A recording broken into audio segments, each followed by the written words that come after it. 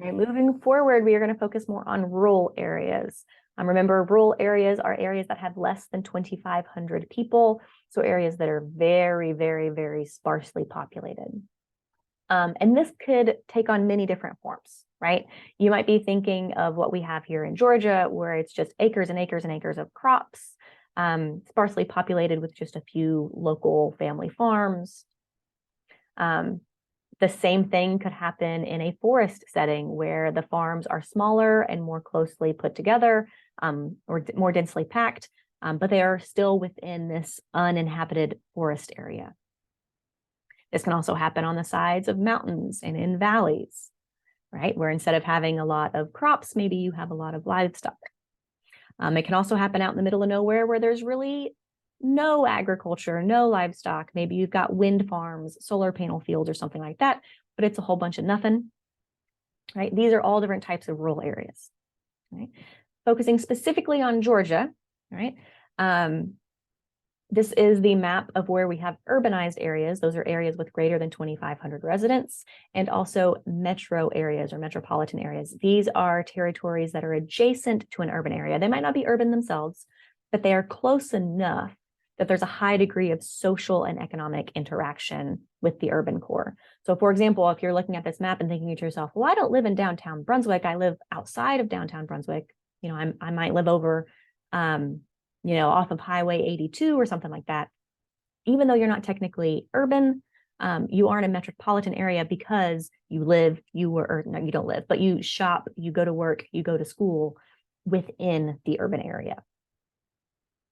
Right? But you'll notice the vast majority of Georgia is rural.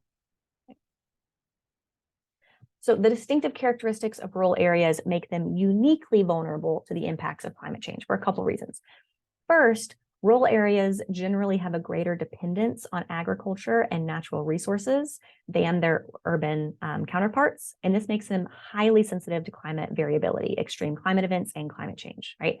If their economy, their jobs are focused on agriculture, and that agriculture is directly impacted by climate change, then those people are also directly impacted by climate change. Also, there's existing vulnerabilities caused by poverty, lower rates of education, isolation, and neglect by policymakers, right? These rural areas often have less resources than the urban areas, so they tend to be more vulnerable to climate change.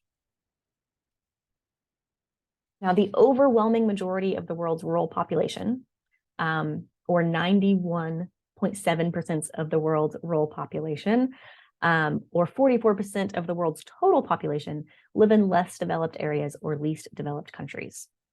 So if we look at this map showing persons per square meter, you'll notice that the places that have very few people are also those areas that tend to be less developed.